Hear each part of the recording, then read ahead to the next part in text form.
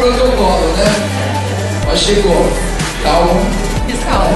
Todo mundo aqui está torcendo muito por você. Tenho certeza que você é um sucesso. Agora se prepara, que eu estou com umas perguntas capciosas. Mestre, eu estou preparado novamente.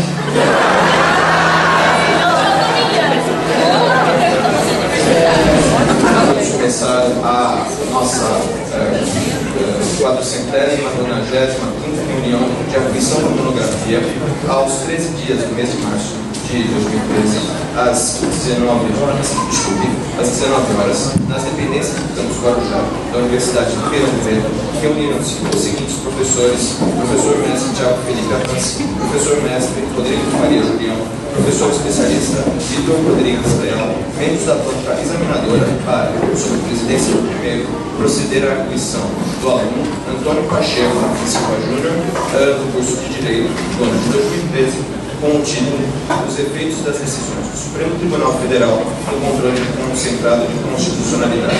Nós convidamos para compor a mesa o doutor Frederico Grácia, para presidente da OAB de Guarujá, e reconhecemos também a presença de ilustres colegas da profissão, o nosso querido amigo doutor Antônio Henrique Gabriel, que é presidente diretor da Escola de Direito Público, Direito do Estado, da Prefeitura aqui de Guarujá.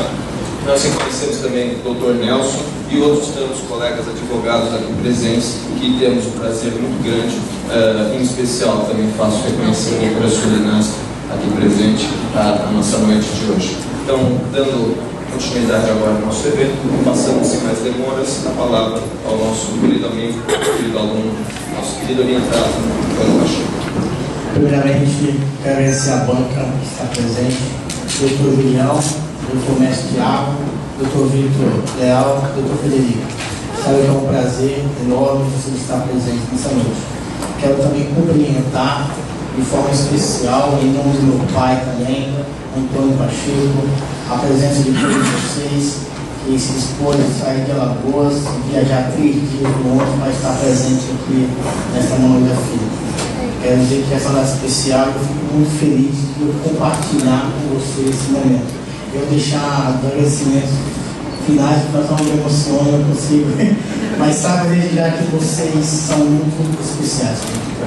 Muito obrigado por estarem presentes. Eu vou passar propriamente ao meu tema que foi trabalhado ao longo desses 4 meses. Bom, tem 12 minutos? 15 minutos, Pacheco, por favor. Bom, meu tema é sobre os efeitos das decisões do Supremo Tribunal Federal do controle concentrado. O controle de constitucionalidade surgiu. Tá falhando aqui. Isso deixa mais nervoso. Enfim, retornando ao raciocínio, o controle de constitucionalidade ele surgiu incidentalmente. O primeiro caso que se propôs, que se foi visto, foi nos Estados Unidos da América, no qual a Corte Suprema, a Corte Constitucional, teve um caso e que foi julgado no controle de constitucionalidade de forma incidental. Meu tema é sobre os efeitos do controle concentrado de constitucionalidade. Mas esse foi o primeiro caso que aconteceu sobre o controle de normas. O que é o controle de normas? A nossa Constituição Federal de 88, ela é a lei suprema, a lei maior. Nenhuma outra norma pode estar acima dela, tem que estar em conformidade. É o caso conhecido que eu mencionei na minha monografia, o caso Madison e Marbury. Desculpa se eu não pronuncio corretamente o inglês, mas eu peço desculpa, mas Madison e Marbury. Foi um caso em que o presidente, o Thomas Jefferson, o Thomas Jefferson ganhou as eleições em face de John Jones, e em face disso, o presidente que perdeu as eleições, ele nomeou vários juízes para fazer parte da corte para ter o poder. Em face disso, quando o presidente que ganhou as eleições ele tomou posse, ele não entregou o diploma a esses juízes. E, no caso, foi um desses que não foram empossados, foi o William Marple. E em face disso, ele adjudicou um mandado de segurança na Corte Constitucional. E essa Corte Constitucional, ela ao julgar o mandado de segurança, reconheceu que a lei que autorizava o controle de constitucionalidade era incondicional, e por isso não poderia julgar. Esse foi o primeiro precedente do caso Marble. Eu fiz uma abordagem da classificação do controle de constitucionalidade no Brasil, controle preventivo, repressivo, formal, material e político. Fiz uma abordagem também no controle de constitucionalidade das constituições, que ao longo do tempo esse controle foi se aprimorando. Na Constituição de 1934, o controle de constitucionalidade veio se tomando forma, fazendo com que as lacunas do direito constitucional fossem efetivamente preenchidas para que evitassem normas contrárias à Carta Magna, à Carta Maior. O fundamento desse desenvolvimento foi o princípio da rigidez constitucional, o princípio da supremacia constitucional. No tempo da história, esse controle foi se aperfeiçoando. Você entendeu o que é o controle?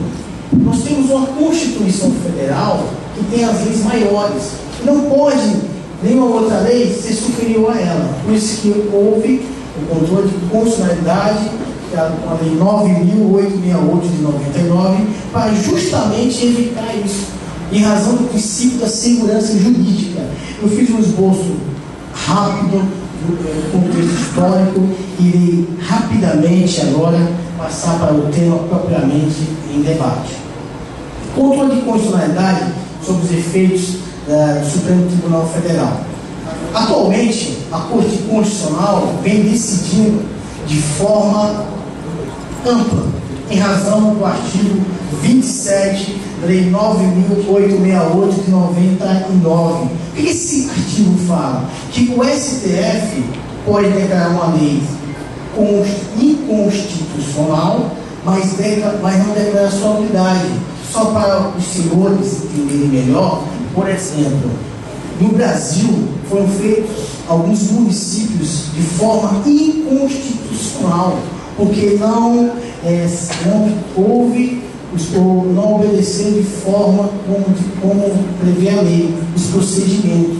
Um exemplo que eu uso na minha monografia é o município Luiz Eduardo Magalhães, na Bahia, que foi feito o município, e após o partido político, se não estou enganado, desculpa, mas foi o partido político, entrou com um ADIM no Supremo Tribunal Federal, questionando a constitucionalidade desse município. E o Supremo Tribunal Federal, com a interpretação política, trago à baila a interpretação política, entendeu? Olha, nesse caso aqui, eu declaro que a lei é inconstitucional, ela fere a Constituição Federal, ela fere a lei complementar, porque naquele caso específico não tinha lei complementar federal. Só que, em face da segurança jurídica, não seria, do princípio da proporcionalidade, não seria razoável o Supremo Tribunal Federal declarar a inconstitucionalidade de um município onde já havia autogoverno, autolegislação, toda uma estrutura organizacional do ente federativo. Ele vem e diz: olha, eu declaro a lei inconstitucional, mas não declaro a nulidade, fixando prazo para que o legislador fizesse a devida lei e seguisse os procedimentos legais. Eu denominei o meu trabalho, juntamente com o meu orientador, nós trouxemos algo novo para o nosso trabalho. Nós dividimos as decisões do Supremo Tribunal Federal, além das decisões de ex tunc, que retroagem, e ex nunc, daqui para frente, que são os efeitos jurídicos, trouxemos os efeitos sociais, que é o que está acontecendo hoje nesse tribunal. Então nós trouxemos algo novo para apresentar para os senhores aqui presentes, no qual o tribunal vem decidindo de forma interpretativa, não dá mais sensibilidade ao caso concreto. Então nós dividimos o nosso trabalho em decisão legalista, quando o tribunal decide de forma legal, de acordo com a lei, decisão axiológica ou decisão interpretativa, quando ele tem voltando ao raciocínio. Então esse tribunal vem decidindo de forma ampla, de forma axiológica, interpretativa, vai além do que está escrito, de forma legalista, de acordo com a lei, de forma política, de acordo com os interesses políticos. Nós entendemos nesse trabalho que a decisão desse exemplo de município considera-se uma decisão política, pois foi ser trabalhado não só a questão jurídica, mas política daquele ente federativo. Trouxe também no meu trabalho para aprimorar mais a pesquisa, cito com o professor Thiago Felipe Avance, uma decisão axiológica ou interpretativa, é aquela decisão em que o Supremo Tribunal Federal, ao decidir, não decidiu apenas de acordo com a lei, mas de acordo com a interpretação que vai muito além. Eu cito um exemplo da ADPF 54, da problemática dos fetos anencéfalos, da questão do aborto. É legal? Não é legal? É condicional? Não é condicional? Não vou entrar no mérito se foi certo ou foi errado, mas o tribunal foi além do que estava no Código Penal, deu uma interpretação além. Isso eu trabalho bem no meu trabalho assim, de forma esquematizada. Depois trazemos uma decisão também legalista. O exemplo de legalidade que eu trago, a baila no meu trabalho, é a questão do partido político que ajuizou uma ADC, Ação Declaratória de Constitucionalidade, partido ao PPS, em face da ficha limpa. Se aplicaria aquela ficha limpa ou não, no caso de improbidade administrativa, aos casos anteriores. Também fiz um detalhamento esquematizado desse caso. E o que esse tribunal, o que chamou a atenção do trabalho efetivamente? O que me chamou a atenção a trabalhar esse tema puramente técnico? É que uma decisão, esse Supremo Tribunal Federal, que são os 11 ministros, eles conseguem, o que está contido na Constituição Federal, dar vastas interpretações. Isso veio com o advento da 9.868 de 99, que trata da ação direta de inconstitucionalidade. Esse artigo 27, confesso que se fosse para fazer uma dissertação, ele já bastaria, pois ele dá ampla possibilidade de interpretação. O Supremo Tribunal Federal, ele pode dar uma decisão ex nunc, que retroage efeitos, ele pode conceder uma decisão ex tunc daqui para frente, em face do princípio da segurança jurídica e da proporcionalidade. Esse tribunal também pode falar: olha, essa lei é inconstitucional, mas em face do princípio da segurança jurídica, declaro a inconstitucionalidade, mas não tenho os efeitos. Esse tribunal também pode fazer uma interpretação conforme a Constituição Federal e também uma interpretação da Constituição Federal sem redução de texto. O que isso significa? O tribunal entende: olha, esse artigo aqui é inconstitucional. Por que inconstitucional? Porque fere a Constituição Federal, só que ele não reduz e dá uma nova interpretação. Então, esse tribunal veio com a larga interpretação e recentemente criou-se na doutrina, segundo Gilmar Mendes, palavras dele, que existe hoje a sentença aditiva. O que é essa sentença aditiva? Caso o Supremo Tribunal Federal decida uma lei que é inconstitucional e envia para o Congresso Nacional editar a lei, caso esse Congresso Nacional edite a lei, na mesma sentença ele já fixa os contornos até que venha a ser elaborada a lei. Essa é uma sentença normativa. Percebemos quantas possibilidades o tribunal possui para que possa dar uma decisão. Eu trouxe a baila nesse caso, o artigo 27, pois ele é autorizativo para que possa realizar essa modulação de efeitos. Irei agora fazer um esboço rápido e conclusivo do meu trabalho. Mediante toda essa pesquisa, eu não consigo apontar todos os pontos do trabalho, porque são 94 páginas, eu tenho 15 minutos. Então, estou fazendo rapidamente, só para esmiuçar os detalhes mais importantes. Conclui-se que esse tribunal, ao longo do direito constitucional, ao longo dos tempos, vem se aprimorando. Ele vem dando valor à norma, não decidindo só com a lei seca. Ele vem dando aquela interpretação do poder constituinte originário, preservando a segurança jurídica em face de uma sociedade que está em constante mutação. Então, concluímos que o tribunal, ao decidir, ele está buscando princípios, normas de acordo com o momento atual, em face da realidade e dos princípios inerentes à Constituição Federal. Uma norma que está prevista no texto constitucional é uma norma suprema, é uma norma maior, mas ao declarar inconstitucionalidade, ele busca a interpretação, busca o bem comum e não apenas o que está escrito na norma.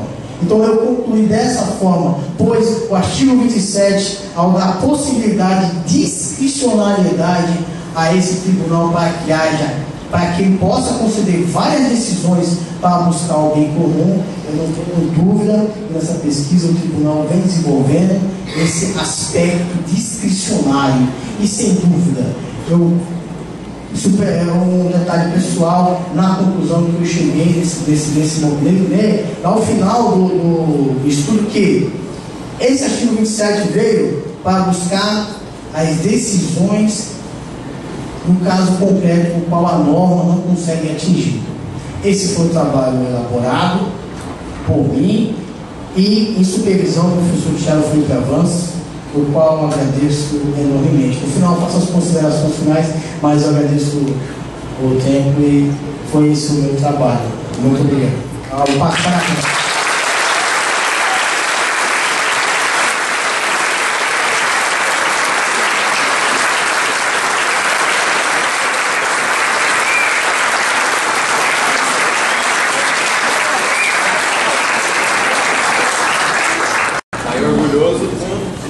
Me perdoem se já estamos antecipando alguma coisa, mas com razão. A família fica sempre feliz quando vê o sucesso dos filhos. Eu acho que eu digo por alguma experiência.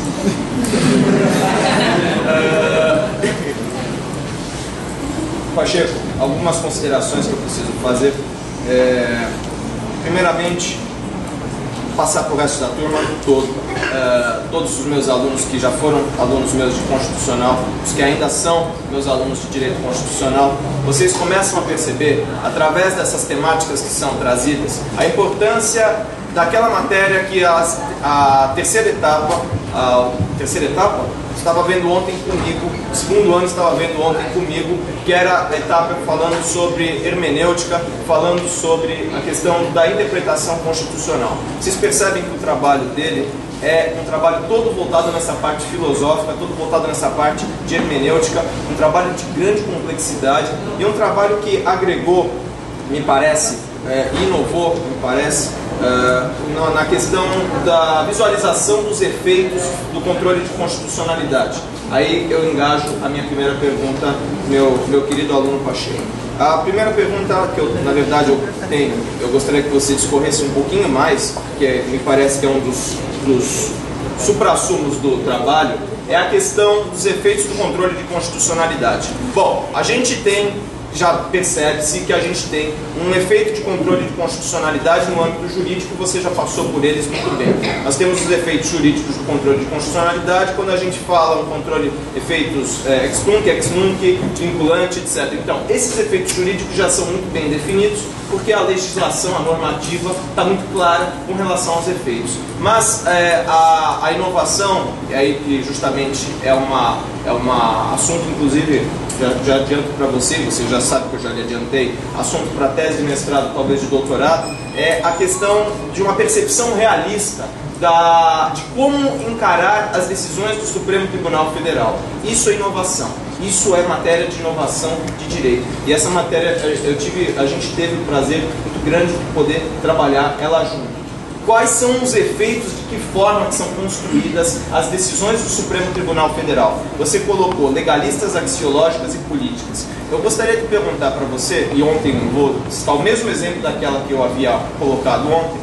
A gente ontem estava discutindo na aula sobre a questão dos juros daquele artigo 194, parágrafo 2º da Constituição, que dizia sobre a impossibilidade dos estabelecimentos bancários cobrarem juros de mais de 12% ao ano. Quer dizer, acabou sendo essa norma declarada uma norma de conteúdo vazio, uma norma de eficácia contida, eficácia limitada e aplicabilidade imediata pelo Supremo Tribunal Federal e, portanto, numa interpretação da Constituição. Antes disso ser revogado pela emenda de 1998, se não me falha a memória, então acabou sendo declarada dessa forma, com uma norma de eficácia limitada e aplicabilidade imediata. Controle de constitucionalidade, de uma certa forma, em um certo aspecto, aliás, um controle de constitucionalidade da própria norma constitucional, se é que dá para se falar desses termos.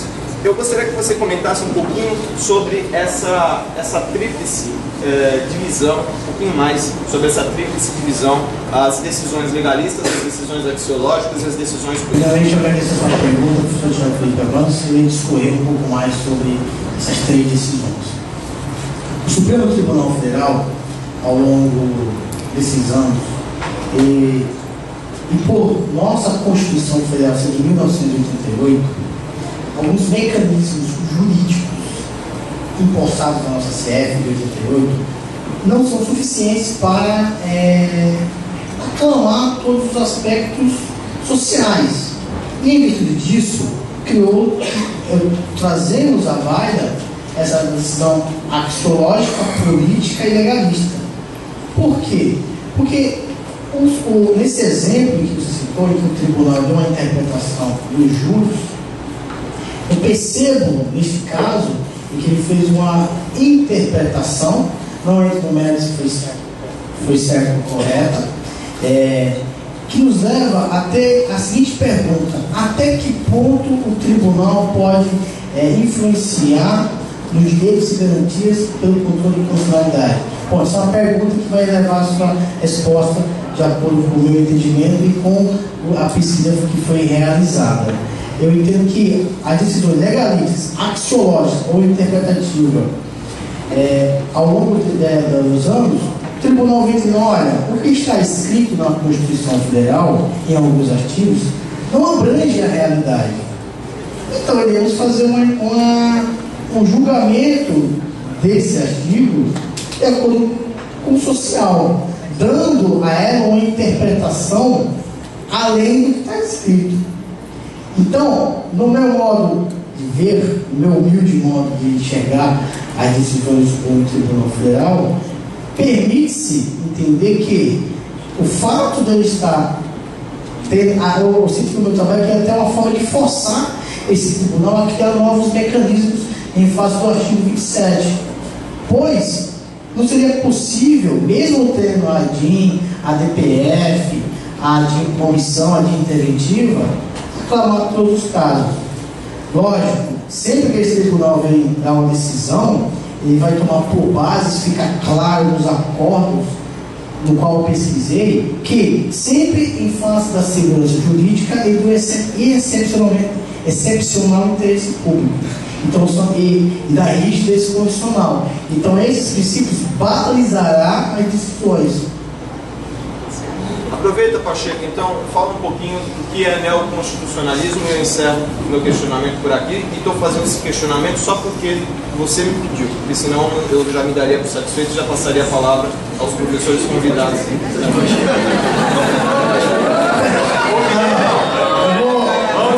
Vamos esclarecer. Não combinei as perguntas, professor Rodrigo Julião. Não me põe em saia justa, mas... Não combinei as perguntas, mas estou as fazendo porque você havia solicitado. Só para vocês entenderem, como ele é meu orientador, o orientador geralmente não faz pergunta. Então eu falei, mestre, eu me dediquei loucamente nesse trabalho. Eu gostaria que você também fizesse pergunta. É a minha primeira banca, aqui, voltando ao tema propriamente. O que é neoconstitucionalismo? O neoconstitucionalismo é a nova interpretação constitucional, é a nova interpretação das normas do poder constituinte originário. O que é o poder constituinte originário? É aquele primeiro, é aquele que elaborou a Constituição Federal, é aquele pela Assembleia Nacional Constituinte foi editou as normas. Só que essas normas elas não dizem assim, está na lei? Está na lei, então é aplicar a lei. O neoconstitucionalismo veio com o novo. Então, o novo o quê? Com uma forma de interpretar. Interpretar a norma além do que está escrito. Dar valor à norma. E não aplicar apenas o que está escrito. Então, o novo constitucionalismo, a nova interpretação, a nova forma de analisar o caso concreto. Na concepção da pesquisa do neoconstitucionalismo, é isso. No mesmo segmento, comenta Gomes Canutiro, Pedro Leite, Alexandre de Moraes, Paulo Bonavides. Me dou por satisfeito. Professor Vitor, passo imediatamente a palavra ao senhor para que faça as atribuições e questionamentos. Bom, primeiramente, boa noite a todos. Eu gostaria de dar uma palavra pequena, bem pequena, para o Pacheco e para os alunos, os demais alunos. Às vezes o aluno, ele vira o professor e o professor dá uma satisfação para ele e o aluno pensa assim, nossa, como eu fiquei honrado do professor ter me dado uma satisfação. Mas os alunos não sabem que a honraria maior é o professor quando consegue atingir o aluno, quando consegue fazer com que o aluno absorva a informação e absorva tudo que é de vida que o professor consegue passar. Em razão disso, e pelo pouco tempo que eu conheço o Pacheco, eu entrei na faculdade no segundo semestre do ano passado, eu me sinto muito honrado, talvez mais honrado que ele mesmo, por tão pouco tempo ele ter me escolhido para compor a banca. Então, obrigado e parabéns para o seu pai também. Você tem um filho muito esforçado, isso é muito importante na vida. Quanto às perguntas, eu sempre faço algumas, mas acabo abandonando. Penso alguma coisa na hora. Eu notei no seu trabalho duas coisas interessantes. Interessante foi o trabalho como um todo, mas você fez bastante pesquisa. Entretanto, dois termos eu fiquei assim curioso por você não ter citado. Então, vou fazer a pergunta justamente onde eu não li. Então, eu gostaria que você soubesse, ou que você falasse a respeito, se é que você já ouviu o termo, embora ele seja bastante aclamado, eu acho que você deve ter ouvido, o que é bloco de constitucionalidade?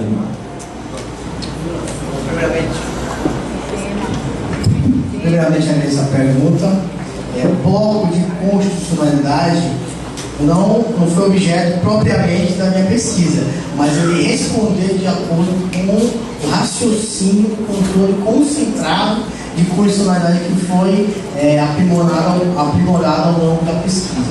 O bloco de constitucionalidade, ao meu entendimento, seria vários entendimentos nesse sentido, porque realmente em toda a pesquisa eu não consegui visualizar esse termo, mas o meu entendimento seria isso: ao aferir a constitucionalidade, verificar a compatibilidade de normas.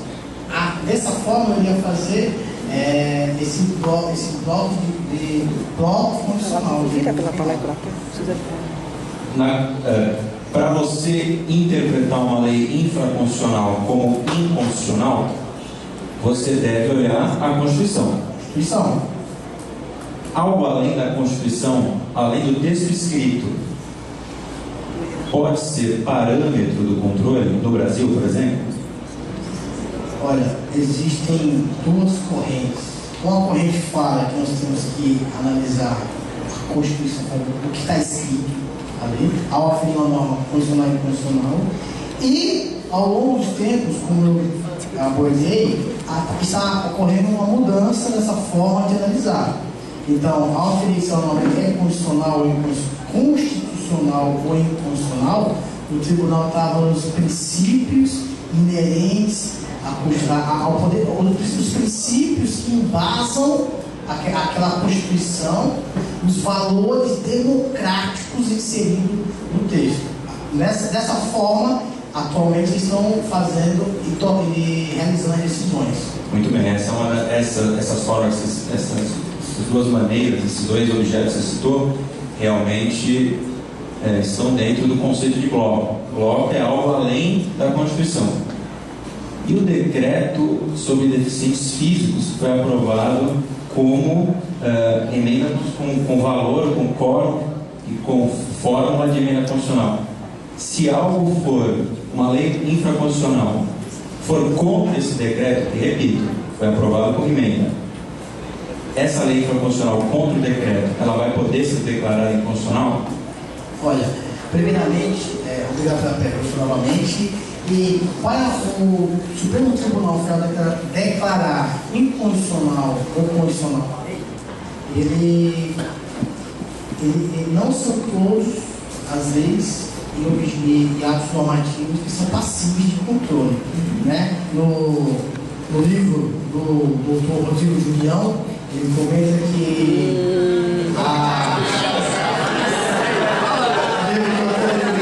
sem manifestações, no livro do professor Rodrigo Julião, ele fala que o controle de constitucionalidade é de caráter geral e obrigatório. Então, quando tem um ato de caráter geral e obrigatório, é passível de controle de constitucionalidade. Então, se entendemos que emendas constitucionais são passíveis de controle. Ponto. Como parâmetro ou como controladas? Como parâmetros ou como controladas? Elas são parâmetro do controle, ou seja, elas são constituição para que eu exerça o controle, ou elas também podem sofrer o controle de constitucionalidade. Eu posso pegar uma lei infraconstitucional e comparar com a emenda para dizer, poxa, essa lei é infraconstitucional. Posso? Deixa eu entender a pergunta. Se eu posso pegar uma lei infraconstitucional e verificar a compatibilidade com a emenda constitucional? Exato, isso. Sim, porque a emenda constitucional aprovada em 2 turnos em cada caso do Congresso Nacional equivale a uma corrente entende que é supralegal. Então é passível, sim. E o decreto, então? O decreto, uma vez aprovado com quórum de emenda? O decreto, ele, se tiver essa característica de caráter geral e obrigatório. Só mais uma aqui.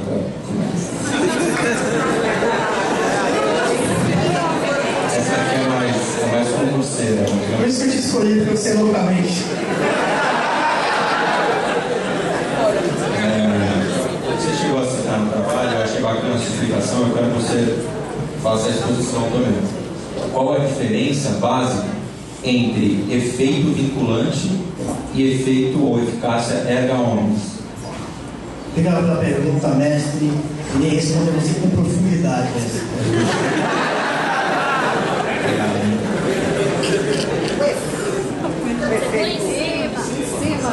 O efeito vinculante é aquele efeito que vincula a todos. O Supremo Tribunal Federal, ao decidir no controle concentrado de constitucionalidade, uma decisão, um bom exemplo é a sua vinculante, ela vincula a todos. E o efeito erga omnes, os efeitos são estendidos a todos. Só que tem uma peculiaridade na questão do controle concentrado de condicionalidade. É no tocante a legislar ou não legislar nos efeitos erga omnes e efeito vinculante. No efeito erga omnes é possível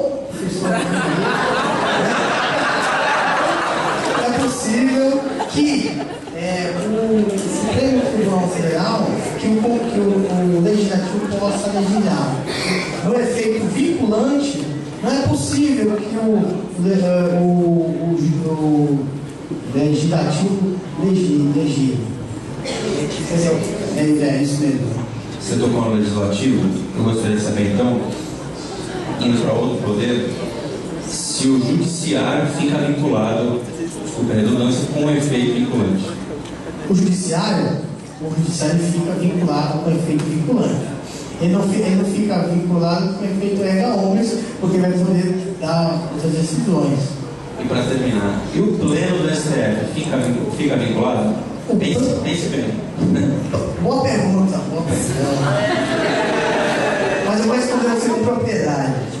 Olha essa pergunta. O Pleno do Tribunal não fica vinculado. Por que não fica vinculado? De acordo com Gomes Canudilho, constitucionalista português, a Suprema Corte, o Legislativo que faz as leis, não poderia ficar vinculado, pois aconteceria o fenômeno da fossilização da Constituição Federal. Ocorreria um engessamento. Lógico. Por quê? Por que essa ideia? Porque se eles criassem efeitos vinculantes, eles ficassem vinculados, eles não teriam como reformular aquele. Eu espero que tenha respondido a sua pergunta. Sim, é exatamente isso. Obrigado, Léo. Bom, eu tinha mais uma aqui boa. Bom, manda aí, velho, tá preparado. Obrigado, Pacheco, parabéns. Admiro bastante o seu esforço. Obrigado. Passo imediatamente a palavra ao professor Rodrigo Julião para suas aflições, seus questionamentos. Professor Julião. Loucamente, Pacheco. Loucamente, né? Só até meu livro, ó. Bom, gente, antes de mais nada, um prazer enorme estar aqui com vocês. É motivo de muita honra e alegria não estar retornando, né? Porque eu nunca saí. Apenas me afastei um curto período, porque motivos diversos da qual os senhores têm conhecimento, a qual também muito me honra. Gostaria aqui de agradecer a presença do nosso querido Dr. Federico, aqui presidente do OAB do Guarujá. Importante a participação do OAB junto aos ensinos jurídicos da região. Obrigado, Fred, pela presença. Parabéns pela iniciativa também. Gostaria de agradecer, é claro, ao professor Thiago Avantes pela orientação e pelo convite de participar dessa banca. Gostaria de agradecer também aqui a presença e as considerações do professor Vitor, professor muito querido da casa, amigo nosso. Obrigado, prazer. E registrar, gente, claro, agradecendo aqui, em nome de todos, registrar e agradecer a presença principalmente do pai do Pacheco, tá? Seu Antônio Pacheco, parabéns, né, pelo filho que você tem, um filho que não precisa falar o quanto é querido aqui nessa faculdade, não apenas por ser um aluno, não apenas por ser um aluno inteligente que busca o conhecimento, mas principalmente pelo lado dele como pessoa, tá? Uma pessoa do bem, uma pessoa do qual todos gostam muito. E a mensagem que eu procuro deixar para vocês aqui nesse momento é que o dia de hoje aqui, para mim, é um dia diferente na faculdade. Eu, particularmente, nunca vi uma manifestação desse porte numa banca de TCC. Eu sempre fui favorável às bancas dentro dos auditórios, que os alunos têm medo. E o Pacheco não, foi lá, ele tomou a iniciativa, ele convidou todo mundo pelo Facebook, para todo mundo todos estarem presentes. Ele fez questão de colocar todo mundo no auditório, pegar o microfone, ele faz questão de falar, faça mais perguntas, né? Porque ele respondeu, eu quero responder. E conhecimento, gente, é isso que eu acho que a gente tem que levar daqui, tá? Porque independente de responder de conformidade como foi questionado ou não, até porque ele respondeu, pelo menos a memória de forma brilhante, aos questionamentos ofertados, eu acho que a lição que fica nesse dia de hoje é que conhecimento é algo que a gente tem que estar sempre buscando. Conhecimento é algo que ninguém sabe, ninguém nasce sabendo tudo. Nós, professores, dia a dia aprendemos, a cada dia, aprendemos muito mais com vocês do que propriamente ensinamos. E o Pacheco é uma pessoa que aqui na faculdade, ele mostra durante o dia inteiro dele, a vontade de aprender, a vontade de estar sempre se aperfeiçoando, a vontade de estar sempre estudando, de discutindo matéria. Eu acho que isso que fica bonito, pastor. Então, assim, a mensagem que eu acho que fica aqui nesse dia, tá? Parabenizo você na pessoa do seu pai. Tenho certeza que todos aqui compactuam com o que eu estou falando. Então, assim, parabéns pela sua pessoa, parabéns pelo seu reconhecimento com os professores, parabéns pela sua vontade, tá? E da mesma forma que, é claro, eu torço por todos aqui, eu torço também muito por você, tenho certeza, tá, que você vai ser uma pessoa que vai conseguir atingir todos os seus objetivos, tá? Não porque você nasceu com conhecimento, mas porque você não tem vergonha de não conhecê-lo e busca todo dia, cada dia alcançá-lo mais. Então fica essa mensagem para vocês alunos, tá? Sem querer tomar muito tempo, e até porque eu estou morrendo de saudade de vocês. E já que falamos de conhecimento, eu gostaria de discutir alguns tópicos aqui. Seu trabalho está muito bem feito, sua bibliografia, sua pesquisa foi muito bem elaborada, gostei muito do seu trabalho de pesquisa, mas algumas questões referentes ao tema específico, qual é um tema que eu particularmente me encanto muito, que é o controle de constitucionalidade. E você citou algumas questões agora na última explanação do controle, né, e as normas que poderão ser objetos. Queria que você falasse um pouquinho mais que tipo de norma que pode ser objeto desse controle concentrado de constitucionalidade no plano federal. No plano, primeiramente, eu quero agradecer, professor, sabe que é recíproco todo o respeito e admiração do senhor pela banca aqui presente. Sem discutir, o senhor sabe disso. Propriamente na pergunta sobre o controle de constitucionalidade, como eu mencionei e estudei no seu livro que você escreveu. Vou ter que acertar, eu achei. O seu livro, o Gomes Canutino, o Pedro Lenz, o Paulo Bonavides, também pegando a argumentação do professor Thiago Felipe Avança, o professor Vitor Leal também, loucamente de meia-noite da manhã, né, mestre? Loucamente. Normas que podem ser objeto do controle concentrado de constitucionalidade. São aquelas normas que têm caráter obrigatório e de caráter geral. Por exemplo, emenda constitucional, leis federais, pode ser perguntar no âmbito estadual, alguma lei estadual que agride da Constituição Federal também. Eu elenquei um rol exaustivo no meu trabalho. Perfeito, Pacheco. Outro tema que eu gosto muito também, que você menciona, que é a questão dos efeitos dessa decisão. Você falou muito da questão do efeito ex-tunc, né, aquele efeito onde teremos uma retroatividade aqui dos efeitos. Você mencionou muito a questão do efeito vinculante, e você mencionou também muito a questão do efeito erga omnes, abrangendo aí o caráter geral. Eu queria que você se posicionasse a respeito de uma questão que eu particularmente entendo bastante interessante. É da possibilidade, em alguma situação concreta, que o Supremo Tribunal Federal fuja um pouco da regra da retroatividade. Por exemplo, existe a possibilidade do Supremo, naquele caso específico, assim, não, peraí, aqui é um caso diferente. Nesse caso, nós vamos, por exemplo, modular os efeitos da decisão. Existe essa possibilidade no nosso ordenamento ou não, Pacheco? Obrigado pela pergunta, professor Rodrigo Julião. Sim, existe essa possibilidade. E essa possibilidade está elencada na Lei 9.868 de 99, no artigo 27, que possibilita ao tribunal. A pergunta não foi combinada, não. Que possibilita ao tribunal a modular os efeitos. Quando vai modular? Em razão da segurança jurídica e de excepcional interesse público. Ocorrendo essas duas possibilidades, ele fará a técnica de modulação de efeitos, segundo Gilmar Mendes. Perfeito. E com relação ao efeito vinculante, Ventura, alguém que é vinculado a uma decisão do STF em controle concentrado, não cumprir essa decisão, qual seria o remédio cabível para o disso de uma decisão do nosso Supremo Tribunal Federal? Gostaria que você me desse um exemplo. Se porventura determinada pessoa é vinculada à decisão do Supremo Tribunal Federal, você falou, a decisão do STF em controle concentrado produz efeitos vinculantes. Vincula quem? Exemplo, os membros do Poder Judiciário são vinculados. Se alguém não cumpre, qual seria o remédio cabível para o descumprimento dessa decisão?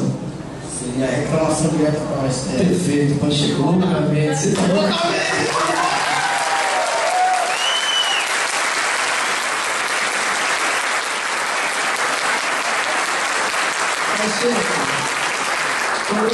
você pediu perguntas, vamos lá. Quando você fala aqui, Pacheco, a questão de constitucionalidade, eu gostaria que você falasse um pouquinho da questão da legitimidade da OAB, se a Ordem dos Advogados do Brasil possui legitimidade para exercer esse tipo de controle, de que forma?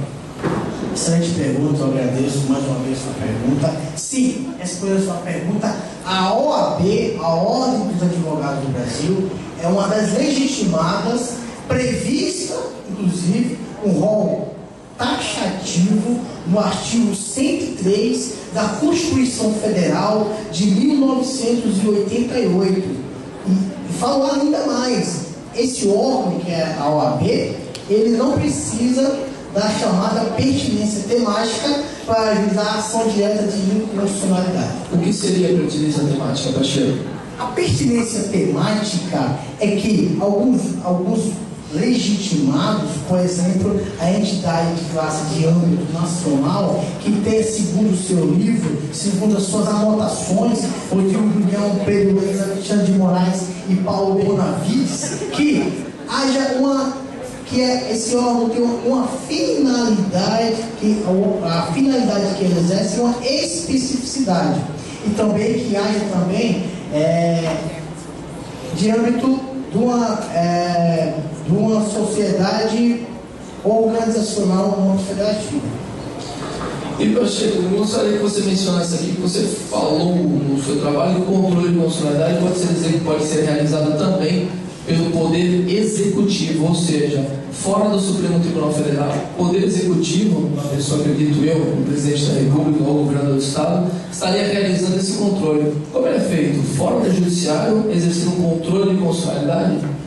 Sim, como eu mencionei no meu trabalho, a hipótese do Poder Executivo fazer controle concentrado de constitucionalidade na seguinte hipótese, pelo veto constitucional. E quando é que o presidente poderá vetar?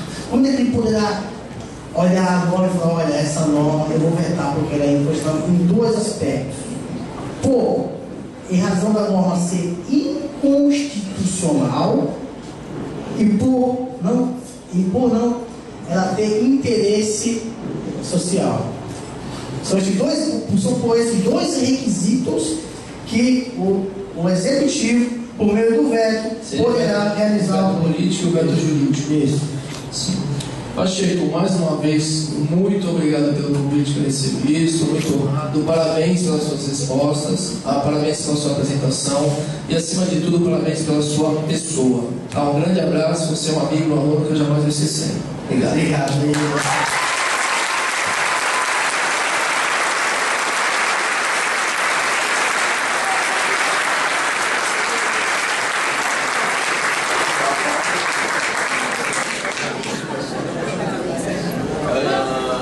Passo imediatamente a palavra ao Dr. Frederico Graciano para poder fazer alguma consideração sobre o trabalho do exposto Pacheco. Enquanto isso, em comunhão, nós três iremos deliberar para que não haja comoção de todo o auditório. Aqui nós particularmente iremos... podemos fazer lá fora, não? Bem, professores Vitor, Felipe Avanço, meu amigo, líder Julião, tá? Líder de futebol, de passagem. Mas o grande homenageado desta noite não é só o Pacheco, mas é o seu Antônio, pai dele, que viajou durante 3 dias para estar aqui prestigiando o filho. Eu vim aqui na comissão de mera aprendiz, eu vim na comissão presidente da OAB da Associação de Guarujá. A grande lição que você nos deixa nessa noite, Pacheco, é a tua lição de vida, a sua trajetória. E é isso que todos nós brasileiros temos que ter como exemplo. Certa feita eu fui almoçar com o ministro Joaquim Barbosa, presidente do Supremo Tribunal Federal, e o assunto acabou se norteando para a política. E o presidente na época era o presidente Luiz Inácio Lula da Silva. E ele disse o seguinte: aqui nessa mesa ninguém tem o PhD que o Lula tem. Eu fiquei assustado porque o próprio Joaquim Barbosa ele tem pós-doutorado na Universidade de Berlim, Alemanha. Eu perguntei, qual o PhD do presidente? O PhD da rua. O PhD dos mais sofridos, dos mais esquecidos. E você tem o PhD da dignidade humana, da luta por um país justo, por um país digno, onde todos nós possamos ter oportunidade. Na noite de ontem, eu tive a oportunidade de participar da posse do atual presidente do Conselho Federal da Ordem dos Advogados do Brasil, do qual também preside uma comissão lá, tá? O Dr. Marcos Vinícius, que é um piauiense e que falou, como todos que discursaram na noite de ontem, o ministro da Justiça, o ministro Lewandowski, representando o Supremo Tribunal Federal, sobre a Constituição do Brasil. Mas todos falaram algo muito maior que a Constituição. É como fazer com que essa Constituição seja cumprida efetivamente para todos os brasileiros, do mais faminto, do mais sofrido ao mais abastado. E quando te vejo, me faz com que a utopia se torne uma realidade. É este país que nós queremos. E queria nesta noite homenagear o senhor, o grande vitorioso, o exemplo de pai e o exemplo de que o Brasil tem solução e o Brasil tem jeito. Então, muito obrigado.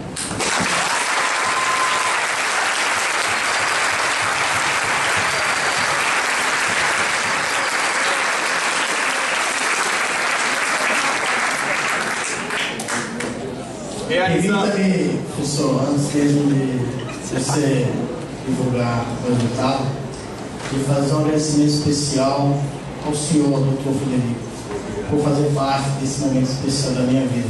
Em seu nome, agradeço também a sua esposa e o seu filho Frederico por estar presente, que ontem, ao ligar, ela aceitou prontamente estar presente. Eu sei que vocês estão na Correia do Brasil e se propôs a estar na caminha agora. Eu vou ficar, deixo aqui meu agradecimento especial. Meu Deus do céu!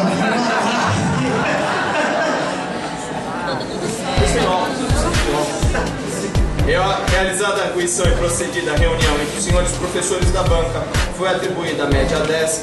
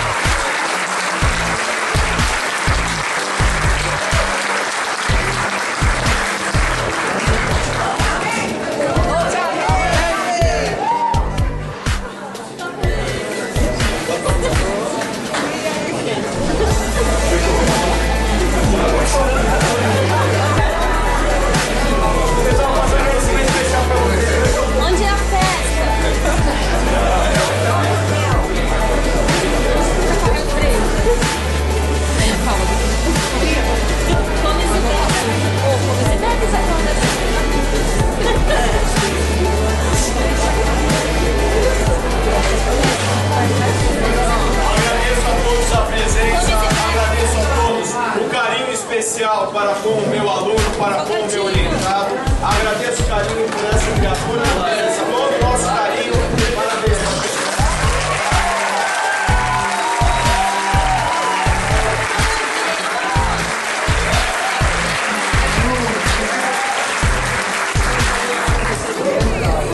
Eu quero fazer um breve agradecimento. Se você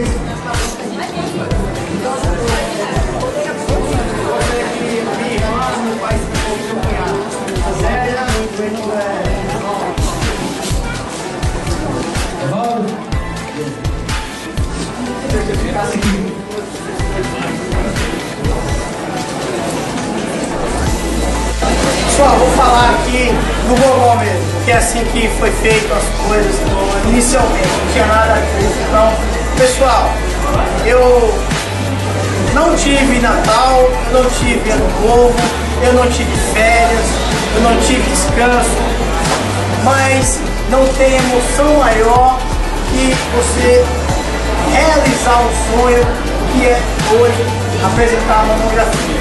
Eu quero agradecer de coração primeiramente a Deus por ter me dado forças, coragem e determinação. Quero agradecer também aos professores por estar presente aqui. Quero agradecer de forma especial a minha irmã Zélia, o meu cunhado Evaldo, porque foram eles que acreditaram inicialmente no meu projeto. Eu falei para eles, eu quero ir para o Guarujá, eu quero ter uma oportunidade, eu quero mudar de vida, e eles prontamente estão vivendo comigo e a cada dia estão ao meu lado.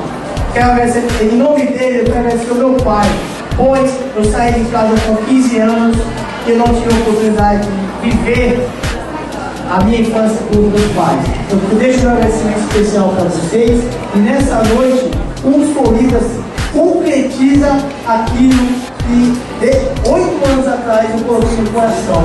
Saiba que vocês são pessoas especiais para mim. Eu quero agradecer também, professor Thiago Felipe Avanço, a sua humildade, e no Natal, mesmo cortando o peru, você está me orientando. Eu quero agradecer ao professor Julião por ter vindo de Santos, só para me prestigiar, né? Professor Federico, professor Vitor também, vocês farão a diferença significativa da minha família futura, dos meus filhos, dos meus netos, pois esse momento é guardar por esta vida.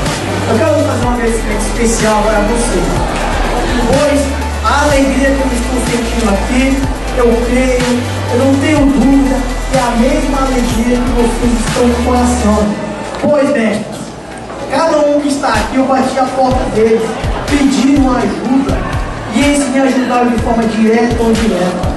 Cada um aqui, ao convidar, eles se sentiram felizes, pois viram que aquele garoto que estava lá na Enseada, aquele garoto que estava lá em Alagoas, Nordeste, catando no lixo para poder pôr alguma coisa em casa para comer, e estava apresentando a monografia hoje aqui na universidade. Então, eu acredito, eu tenho que a alegria que eu estou sentindo aqui é mais ainda no coração de vocês, pois vocês sabem que quando eu cheguei para vocês e falei o meu projeto, vocês acreditaram. Vocês falaram, olha, você pode não ter condições, mas você vai conseguir. E olha, mestre, e eles acreditaram, eles depositaram essa confiança. E hoje, pessoal, esse momento, esse evento, esse momento histórico da minha vida, eu ofereço exclusivamente a vocês, pois sem vocês eu não teria conseguido, pois sem vocês eu não estaria aqui. Então eu agradeço também uma pessoa que acreditou veemente no meu projeto de vida, que é a Priscila. A Priscila, que é a diretora do campus, e hoje secretária de Educação. A Dori também, que está presente aqui, a minha chefe, a Denise Lamartine, que ao me acolheram, essa universidade me acolheu de forma significativa, me deu educação, trabalho, dignidade que hoje eu tenho. Então eu devo, se a Priscila não está aqui, transmito-me para ela esse momento que eu sou grato de coração, de todo o coração, agradeço enormemente, levarei vocês à universidade, todos no meu coração. Eu tive apenas 2 páginas de lauda para fazer um agradecimento especial no meu TCC, mas teria que ser várias aulas para poder agradecer a todos vocês. Deixo aqui um agradecimento, mas não um agradecimento formal, meu agradecimento de coração. Deixo aqui ressaltado esse sonho realizado por vocês. Eu tenho certeza que vocês estarão na minha posse para a magistratura.